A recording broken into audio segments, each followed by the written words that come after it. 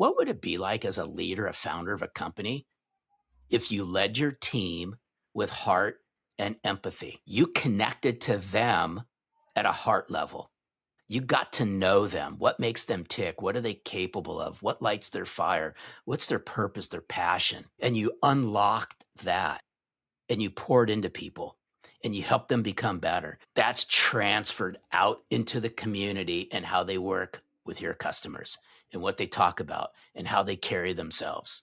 We chase the shiny objects on social media, the quick hacks, the silver bullets and all that, the dopamine rushes. To me, the core of all of this, if you struggle to learn how to communicate with people, and if you struggle to become an effective business developer, prospector, you will always struggle in sales.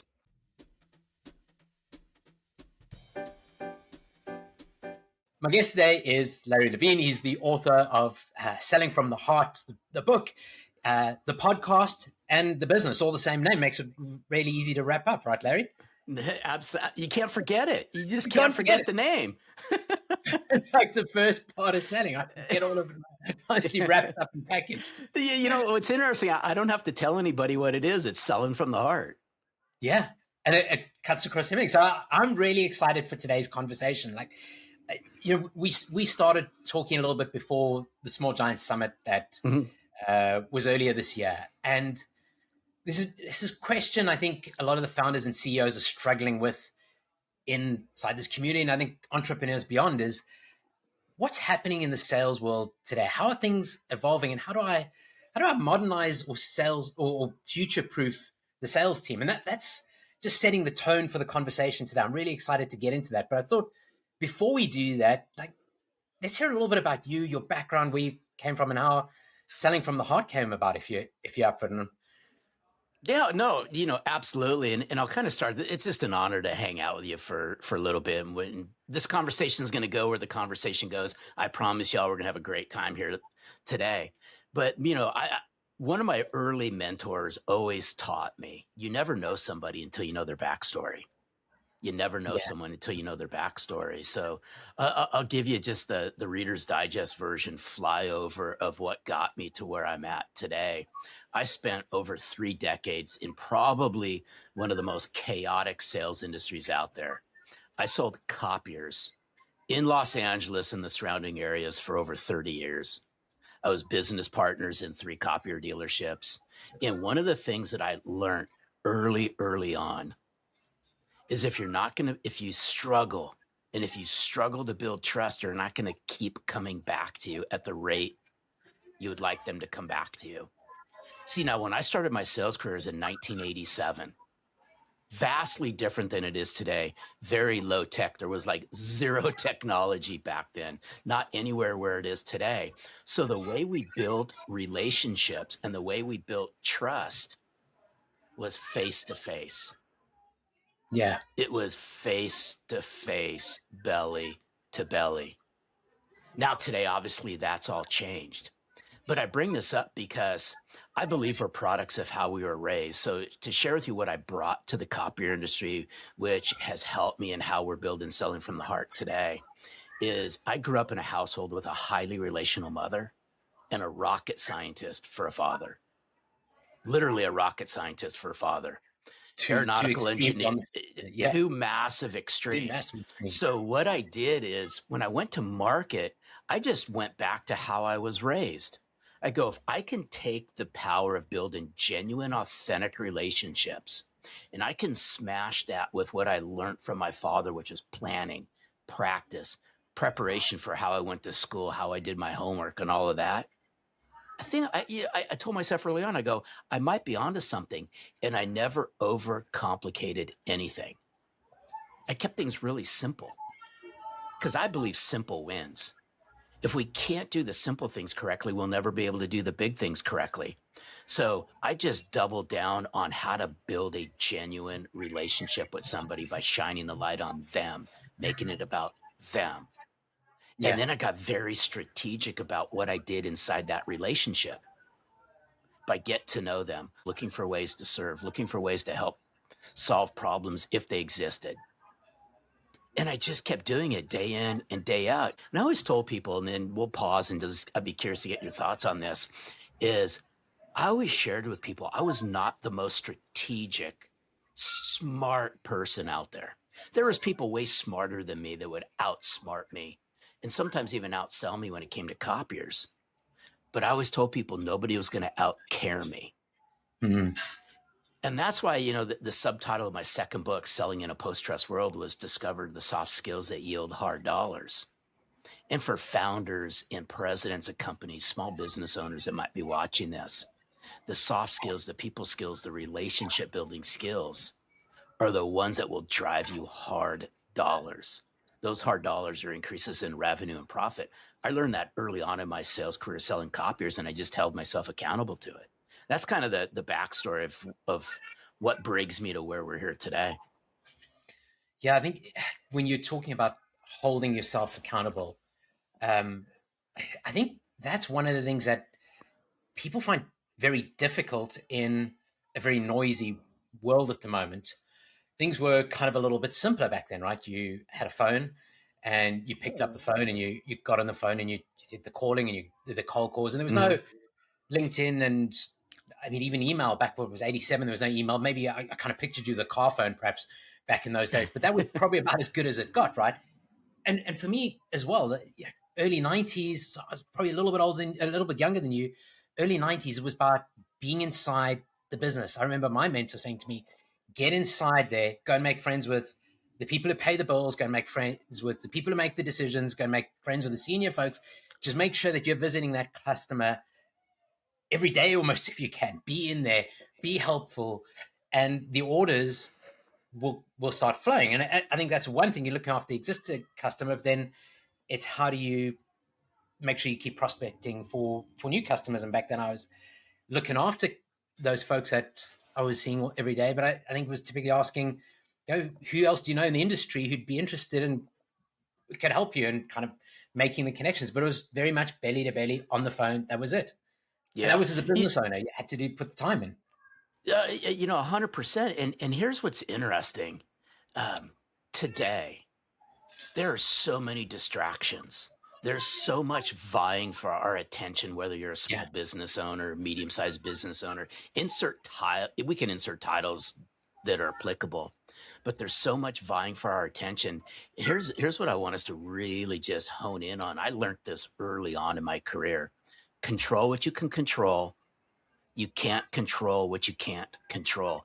Here's what's interesting. And I learned, because it's the first word that comes to mind, is this was beat into my head early on in my career. Prospect, prospect, prospect, prospect, prospect. See, when we get into sales early on in our career, especially and I was always in environments where I was never given a book of business. I had to go out and earn my book of business.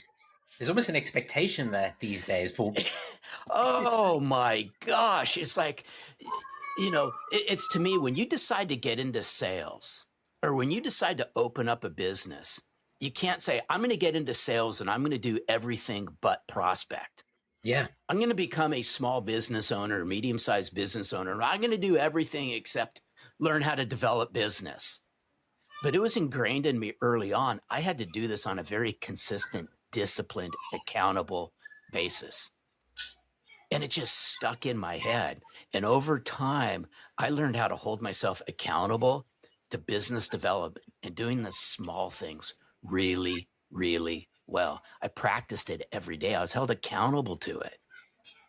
And I go, if I'm going to succeed in sales, I have to become my own best sales manager. I write about it in Selling from the Heart. I learned how to be, even though I had sales managers back in the day, I learned how to become my own best sales manager by practicing, by being intentional, by holding myself radically accountable to do the things that I know I had to do in order to grow my business. And by the way, for the first 6.5 years of my sales career, I was on 100% straight commission, married, and with children. And you've got to make that number work, right? And you have to make that number work. It's no different than today. If you're a small business owner, something tells me that same thing applies is what core principles are you going to hold yourself and your team accountable to with a loving hand that you're not going to waver from? Yeah. And something tells me that was true back in the 80s. It was true in the 90s. It was true in the early 2000s. Something tells me it's true today. But we wavered from it because there's so much vying for our attention that keeps us distracted. I think there's two things going. One, so much vying for our attention, but equally, I think there's so much out there that's sort of telling business owners this is what you need to do, that they're confused. So taking that example of, take me for example, Small Giants, we're a team of 5. I don't have a salesperson, so a lot of the business development falls to myself and Katie. And there's any measure of person out there telling us how to do better at this. So we've got a whole lot of noise or distractions, and we've got a whole lot of noise. And in between everything, it kind of makes you feel like your head's spinning a little bit. How do you, what's your advice to business owners on both those, like dealing with the noise that's coming from all the sales gurus out there, marketing included? You need to be on LinkedIn doing this. You need to be on TikTok doing that. You need to be doing this. You need to be doing that. If you want to succeed in the modern sales environment, that's what's got to be done. And on the other hand, you're running a business, and you haven't hired your first real salesperson. Maybe you've got all these other distractions. Take me to your thinking on that. This is a great topic because I get it. I get exactly what you're saying, and I'm looking at all you small business owners right now, medium-sized business owners, founders, solo entrepreneurs out there. You started your business for a reason.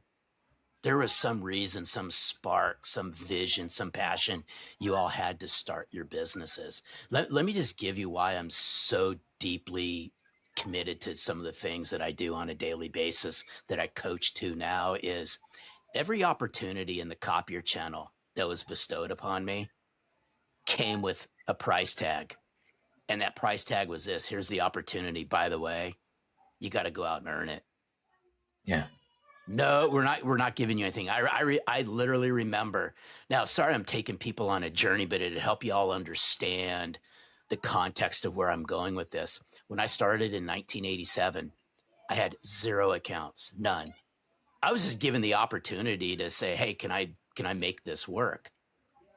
And then through planning, preparation, practice, determination, accountability, doing the consistent things over and over and over again, I started building my book of business, but I held myself accountable to doing those things. Well, after about 5.5, 6 years, I decided it was time for me to move on. And I went to a startup. I was the first employee at a startup. No customers, no nothing. I had to go out and I had to earn it. No marketing. No marketing, no, nothing. I had to go out and I had to go pull doors, and I had to share the story, and I had to listen to people, and I had to ask questions, and I had to market myself. That was a really great ride until it wasn't a great ride anymore, because I became business partners and we expanded, and then I sold out. In 2013, I went on the corporate side of life, and I went to go work for a Fortune 500 company on their sales team in the same industry. I walked into, no accounts were given to me. Yeah. I had to go out and earn it. I had a quota of $840,000. And I made it work until I realized corporate life wasn't for me. And then comes the biggest transformation. And this is really what I want founders to listen to. I went out on my own. Out on my own with the help, encouragement, and the belief of my dear friend, podcast partner, and business partner, Daryl Amy. And he saw something in me I didn't see in myself. And we started this from scratch 11 years ago. No accounts, no customers. Nobody knew us past the copier industry. I go back to planning, preparation, prospecting. That's what I did in the 80s and 90s. But today it was a little bit different. We have content, we have social media and all that. So what I did is I just doubled down on writing messages that spoke to my ideal clients, the people that I wanted to get in tune with, which were CEOs, presidents of companies, vice presidents of sales. And I wrote consistently, day in, day out, week in, week out. I wrote something on LinkedIn. That was what, 2013, right? Back 2015. 2015. 2015 is when I started all of this. 2016, the latter part of 2016 is when I convinced Daryl to start Selling from the Heart podcast, which then born 2 books, a second podcast, and this whole movement that we 10 have years now. ago. But this is 10, 11 and a half years ago. LinkedIn is essentially a careers page. Yeah. Still, and so if you're I'm a simple, I've said it over and over. I'm a simple guy. I just doubled down on doing the basics. There's power in the mundane. But what I learned how to do is I learned how to become a very good writer by taking the conversations I have with people and putting that out there in the written word. And I leveraged LinkedIn articles and obviously our podcast and things like that. But I became really good at communicating to my ideal clients, the people that I knew would align to our messaging and so forth. Here's my challenge to founders out there today. We pay so much attention to the noise. We forget really who we're communicating to because we don't do it long enough because we're chasing a silver bullet and a shiny object. Just communicate to your target audience daily, weekly, monthly. Watch what starts to happen. Invite these people into conversations.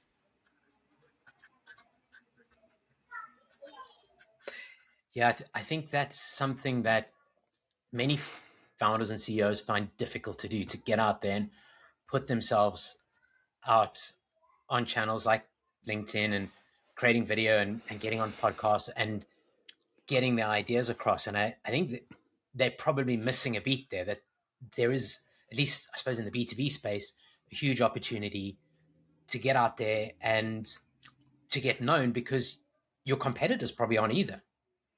No, here's what's interesting. I want everyone to hear me out on this. How do you get noticed in this massively competitive world if nobody knows you exist? Seriously, folks, the stories in our heads as founders, presidents, owners of companies, the stories in our head become the stories of our lives. I've just seen so many people just story themselves out of success because of fear, excuses. I can't do this, right? I stink behind a camera. I can't write. What am I going to say? Yeah. You got a lot to say. Guess what? I will tell you this. My very first Selling from the Heart podcast was horrible. It was pathetic. I go back and I listen and I listen to it now and I laugh. But 11 and a half years later of podcasting every week and watching it and dissecting it, I become a better podcaster, better communicator. I go back to the very first time I wrote something, a piece of content. It was horrible. But committing to doing it on a daily basis, writing articles on a weekly basis. Again, as an owner, a founder, small business owner of a company, you're in conversations with people all the time. But again, I want you to think, how are you all going to get noticed in a crowded marketplace if nobody knows you exist? You got to put yourself out there. It requires heart. It requires staying true to who you are. Yeah. However, that's how you cut through the clutter on social media. You got to learn how to communicate on the channels where your clients are at. I don't communicate on all the social media channels that are out there. I play in the B2B space. I hang out on LinkedIn. I hang out on YouTube. And those are my primarily 2 communication channels where my ideal clients are at. Yeah, Facebook for personal stuff, Instagram for telling stories and things like that. In growing Selling from the Heart in this business, I got to learn how to grow this thing where my clients are. That's what I want people to understand. I don't pay attention to all these people who say you got to go to TikTok and all of this stuff. If I paid attention to the noise, I would succumb to the noise. So it's figuring out who that ideal customer is, where they're hanging out, and then showing up, but showing up consistently, adding value. As you said, that you have these conversations throughout the day, and those conversations can be turned into some form of content. But I think the trick is also just showing up consistently and not sort of doing a whole intense bit of like, let's get all this stuff out and then stepping away and, oh, it didn't work. It's this consistent, showing up consistently and delivering value consistently, right? Yeah, but in order to deliver value, you got to understand what it is. Yeah. And so I've worked really, really hard on this over the last 11 years. If we want to have any amount of success inside of our business, we got to look inward. I just want to stop and I want everyone just to think about that for a moment. If you want to have all this outer layers of success and grow your business and increase revenue and keep your clients, have your clients become your best referrals and your best storytellers and help you grow your business. By the way, I believe they're your best salespeople. Your best salespeople are actually your customers. Yeah. Though some of us might say, well, no, they're actually my salespeople. Well, guess what? However many customers you have is how many salespeople you have, plus the salespeople you have internally in your company. Mm-hmm. But I worked really, really hard over the course of the last 11 years. I'm 61 years old. I started this entrepreneurial journey around selling from the heart at a little bit of past 50. I'm 61 years old. 50, right?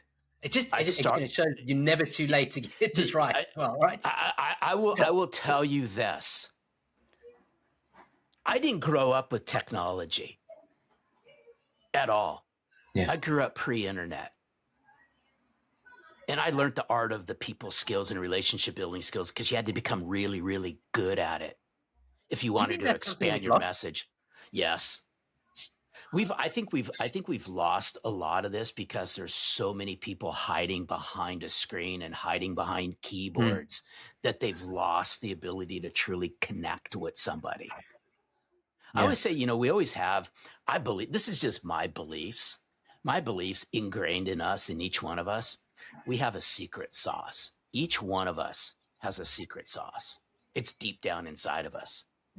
Most people fail to bring that to the surface because they don't want to open up the cupboards of who they are to find out who they really are.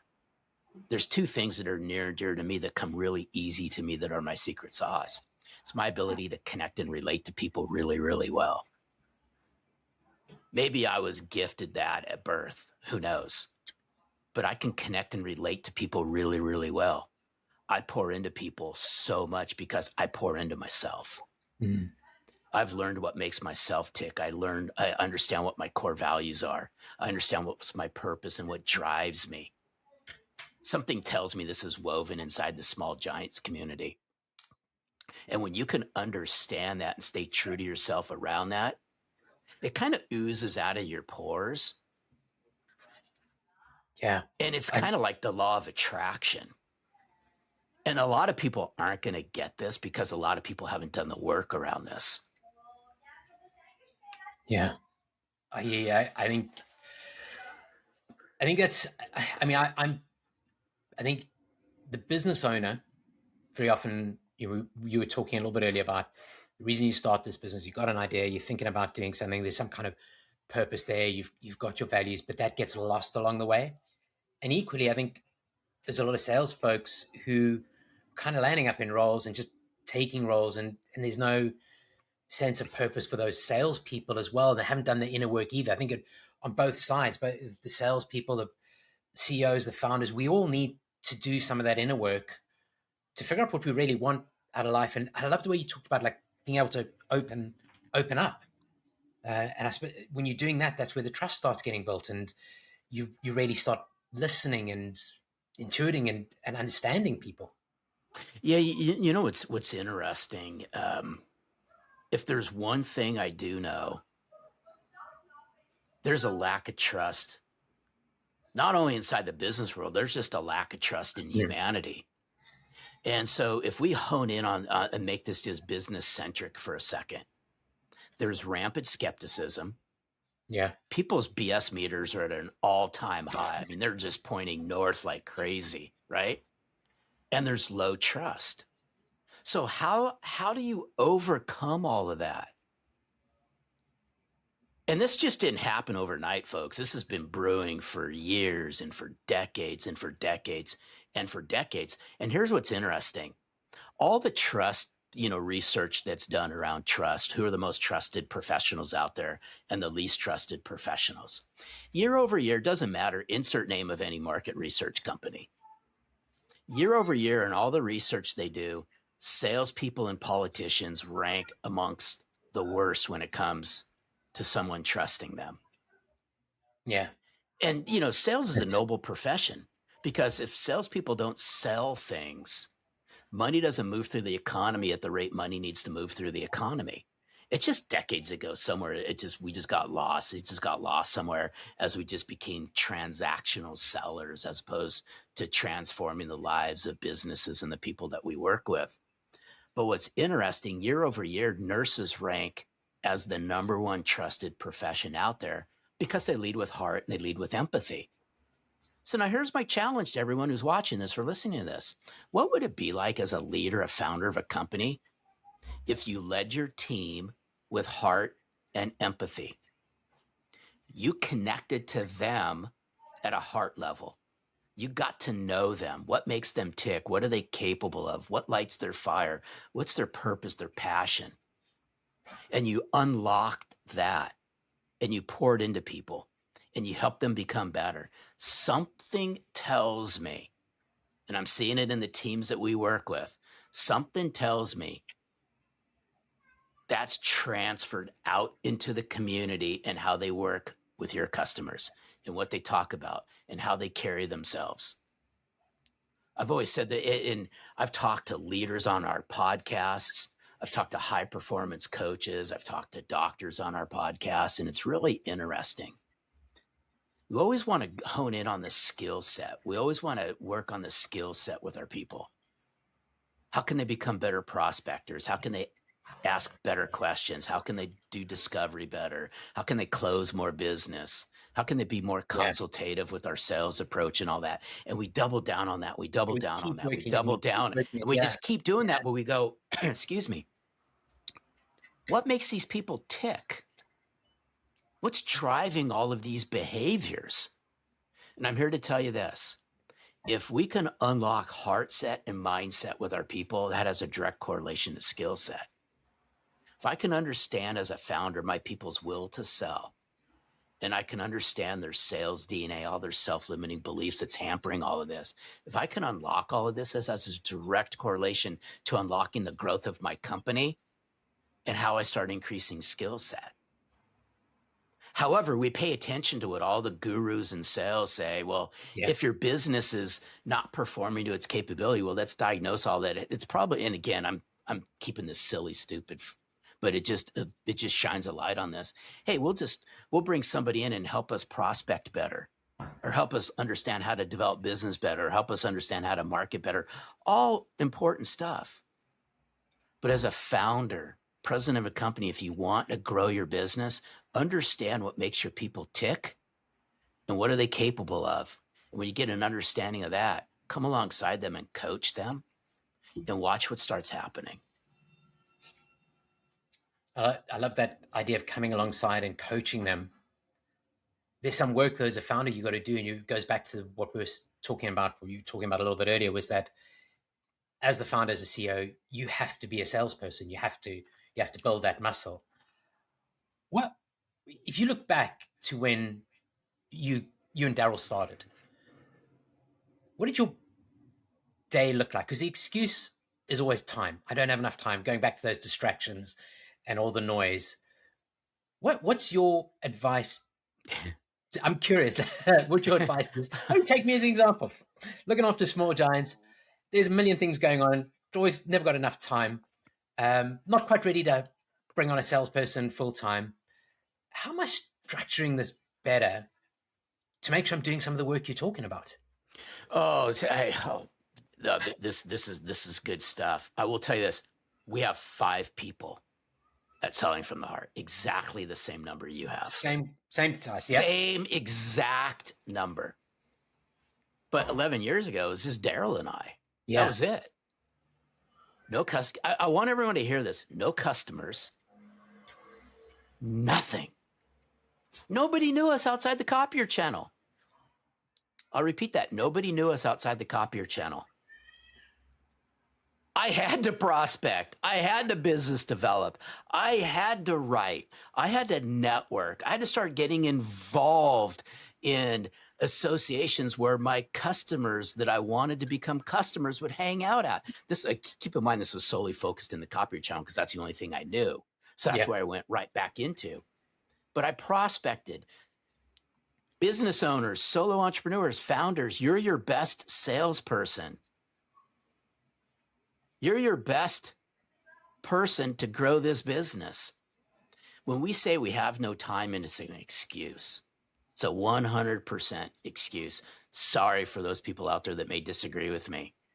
We have to become really good at guarding our calendars, guarding our time, creating boundaries, and block and tackling our calendar. Back 11 years ago, it's not like money was flowing into selling from the heart. We had no customers.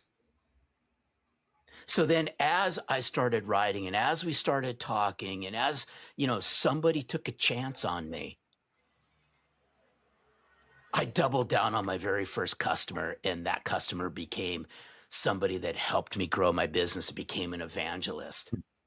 But I will tell you this, as we're recording this podcast, every single day, 7 days a week. And if Daryl popped on this podcast, he would validate it. 7 days a week, I prospect for new business. But it's not a daily approach, right? It's highly focused. It's highly focused. Every day I write. Once a week, I write an article. Weekly, we podcast. Why am I sharing all of this with you? I'm just as busy as anybody else is busy, but I guard my time. I cherish my time, and I block and tackle what I call revenue generating activities. Revenue generating activities. I guard it. I wake up every single morning and I say, Larry, you can control the things you can control. You can't control the things you can't control. What I can control is business development. What I can control is all the things I put into growing this business. I don't waver from it. I do not waver from it. It's a 100% non-negotiable. And I'm a small business owner, just like you are, just like some of the people that are watching this. But I've learned how to guard my time, stay true to myself. I don't waver from it. Because there are so many distractions, right? There's so shiny object. There's so many shiny objects. So many shiny objects that are out there. It was just so interesting. As we're recording this, we're having our quarterly meetings at Selling from the Heart. And one of the things that I shared in our strategy meeting yesterday was, guys, allow me to do the things I'm really, really good at. Don't distract me from all the noise. Don't distract me from all of this. As the face of the company, keep me focused on being the face of the company, growing this thing. It lights my fire like none other. But don't take me away from revenue generating activities. The stuff you're working on behind the scenes is massively important. Just keep me in the loop. I trust that you all are doing what you need to do to row Selling from the Heart in the right direction. But allow me to stay focused on generating revenue and prospecting for new business. I travel just as much as somebody else travels. Yeah. But I tell you this, even when I travel, though the blocks are shorter, I still block and tackle time for prospecting, for so if writing. you were to show me your calendar right now, you'd have time blocked in almost every day for doing prospecting work. Yes, sir. If I screen shared on this podcast right now, my calendar is color coded 7 days a week. 7 days a week, my calendar is color coded. Green for prospecting, red for all my Selling from the Heart activities, yellow for my personal time and community service. In the middle of the week, I block 4 hours for decompression time. That's lavender. At 3:00 every day, I work inside my CRM. for 30 minutes. It's block and tackled in my calendar. Yeah. I don't schedule calls past 1 o'clock in the afternoon, Pacific Standard Time. I operate on East Coast time. So for me, it's 4 o'clock in the afternoon. Yeah. I do all my prime time coaching, business development meetings between the hours of 7 o'clock in the morning and 1 o'clock in the afternoon, Pacific Standard Time. If somebody wants to meet me at 3, it has to be on a Wednesday where that's my decompressed time and it's kind of my floater time. But I work in there and I become highly rigid and I guard my boundaries and I prospect before 7 o'clock in the morning. It's when I do all my business development. I can't do it during the hours of 7 and 1, but I've learned how to guard my time really, really well and I cherish it. And I'm a small business owner just like you are, just like the people watching this are. Well, so Larry, I'm curious then, what for the business owners who are listening to us right now and are watching this and they're thinking, okay, we're a little bit bigger than John and Larry. My struggle is how do I find the right sales professional in the current environment? And I remember in your writing, there's a big difference between a sales rep and a sales professional. But how do I make that next move? I want to grow the business. I've done the work. I've done the prospect. I've built something good. What are you looking for in that sales professional when you go out there and you start looking for that first sales professional? Here's what's interesting. I'll bring in what we're doing now because I think it's going to answer your question, and I'll keep this really short, but it'll really start turning people's heads who are looking for salespeople. We live in this world today that revolves around data and analytics, and how many owners, founders of companies have hired salespeople because they interview really, really well and they go on gut and they go on previous track record and all of this, twice right? At least. Right, exactly. We've all been guilty of it. When I was a sales manager and my copier dealerships did the same thing. That just doesn't work anymore. We misfire more than anything else, and it costs our company millions of dollars a year in bad hires. So what I ask people to keep in mind now is, can we bring data and analytics? Can we play Moneyball? And can we leverage the power of all of this to understand 3 core things of a salesperson before we hire them? What's their will to sell? Based on our criteria and our selling profiles at insert name of company, do I have a clear understanding before I hire this person? What's their will to sell? What's their burning desire to succeed? What's their outlook? What's their motivational tendencies? Where's their responsibility? You track where I'm going with this? Yeah. I want to understand that will to sell, the burning desire to succeed. Are they coachable? The foot on the gas pedal. Then I want to understand the next set of things, and that's their sales DNA, their mindset, their self-limiting beliefs that's hampering them. By the way, everybody's got them. And then I want to understand their core characteristics around selling, from prospecting to reaching decision makers to being consultative with selling or selling with value. How good are they at qualifying discovery, following a sales process, and leveraging sales technology? If you wrap that all together, there's 21 core characteristics that we leverage data and analytics for at Selling from the Heart, now our second company, Sales Index. So we run deep analysis on this. And what's really interesting, I'll share a quick story with you if you allow me to. Yeah, go for it. I got a sales team that I work with in one of the channels that we play really, really well in, the hospitality industry. They got a group of 50 some odd salespeople and 7 mid-level managers, call them district sales managers. Now, we ran Sales Index on all their whole team already. So these are people that were already hired.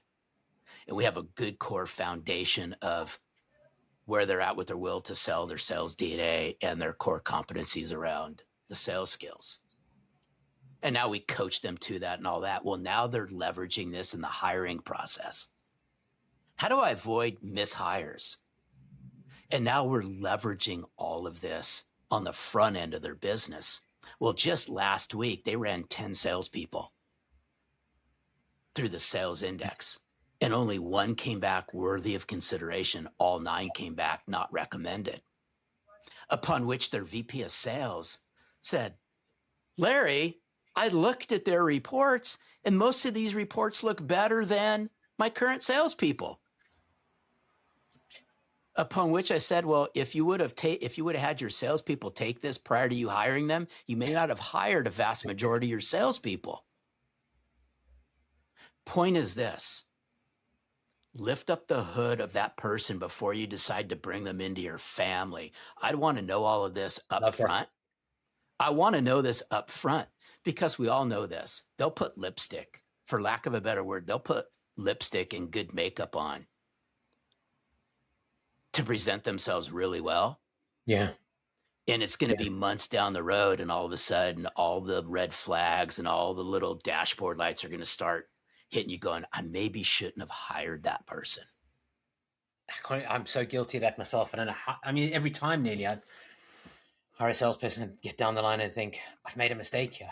And you know, a lot of that starts with me. I should have done the work properly up front, right? Exactly what you're saying. If you do the work up front, you avoid the mistakes on the back end of this.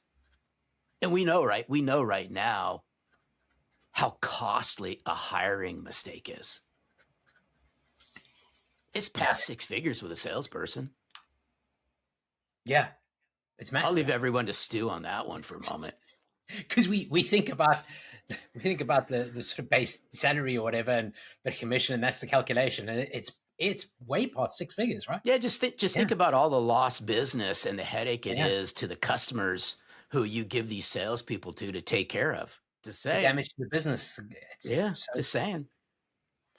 So I want to just kind of close with the last question around going back to that idea of how do I modernize or future-proof the sales team of my business, and are things changing as radically as we think they are? Everyone, going back to what you were saying in your book, everyone is sprouting the old way is dead. But is it in the old way that we actually learn how to learn about the future? Oh, B2B is back to basics. Back to basics. And here's what's interesting. I remember a long time ago when I was dating. At that time, she wasn't my wife, but I was dating my wife. Y'all get where I'm going with this. Yeah. And so I've been happily married almost 34 years. And I remember she wasn't my mother-in-law at the time. So I just knew her as, I'll keep her name out, but I just knew her as, Robin's my wife, but Robin's mom. And I remember her telling me something. And it was something quite simple. I'm going to keep the bad word out of this. She goes, don't ever half donkey this, right? You'll get the idea. Don't ever half your career. If you can't do the simple things correctly, you'll never be able to do the big things correctly. I wasn't even married to Robin at the time. In other words, go all in with your sales career. Don't shortchange yourself. Don't half yourself. Learn how to do the basics really, really well. Ask a professional athlete how important the basics are, and they will tell you how important the basics are. But because we shortcut the basics, we chase the shiny objects on social media, the quick hacks, the silver bullets, and all that, the dopamine rushes. Yeah. To me, the core of all of this, and there's a lot to it. Some of y'all are going, Larry, this is way too simple. There's all these other things. Yeah, you might be right. If you struggle to learn how to communicate with people, and if you struggle to become an effective business developer, prospector, you will always struggle in sales. And I'm here to tell you this. I'm here to tell you this like none other. I've been in cars with sellers who do $15, $20, $30 million a year in business who are struggling. They don't want to get exposed. They can't remember the last time they prospected. Yeah, The the pipeline times dries are up, right? the times are changing. Yeah. Yeah, we live in this technology-driven world and so forth that's fueled by technology and so forth. But I will tell you this. If you go all the way back to the greats, and when I see the greats, I think of How to Win Friends and Influence People. The great Dale Carnegie wrote that book in 1937. That book is almost 90 years old. And if he was alive and well today, he'd be smiling if he was watching this podcast. This is about changing the way people think by getting back to the basics. If you're in sales, you're in the people business. Understand how to develop your people skills. Get really good at that. Never waver from business development. It's so funny. I always tell people, seems like the problems in your business go away when you learn how to prospect and develop business and sell more things. It's so Again, true, I'm keeping it simple. But salespeople complain, owners complain. They just look at all this dark, cloudy things. But I'm here to tell you this: when you learn how to do the basics really well around speaking to people, understanding what makes them tick, developing business, prospecting, never wavering from it, making it a non-negotiable, learning how to manage your funnels, learning how to what's top of, middle of, bottom of funnels. Learning that when you close one, you got to have 10 others sitting at the top of the funnel. When you all get really, really good at this, it seems like the other stuff just doesn't seem to be that big of a deal. Again, I'm simplifying this, but I sure hope the people that are watching this get this. It's not as hard as we're making this out to be. It's just that you're losing focus because you're paying attention to all the noise. Pay attention to the basics on the things to grow your business and don't waver from it. That's advice I'd give people today. I think stepping away from is the three big takeaways for me. That starting with that B2B, back to basics, right? Just go back to basics, do the basics really, really well, and make sure you know how to do them. So I think that is one of the probably the most valuable nuggets that's come out of this conversation. The other one for me was around guarding your time. I think as business owners, we complain about not having enough time, but you have to guard your time. And I love doing the inner work, because it all starts with that, doing that inner work, being really clear on what you want, really thinking about what you want down the line with your business into the future. Do the inner work, guard your time, back to basic, and keep it super simple. Yeah. I don't overcomplicate. You could pull Daryl onto this call. You can pull my wife onto this call. You can pull my inner circle onto this call. I do not overcomplicate anything. I keep things really, really simple. Yeah. That's it. And I just do it day in and day out, day in and day out, day in and day out. I don't waver from it. It's a non-negotiable. Find that system. It's almost like having the perfect kind of week, perfect month, and you just keep doing it. Figure out what that is, and then just keep repeating it.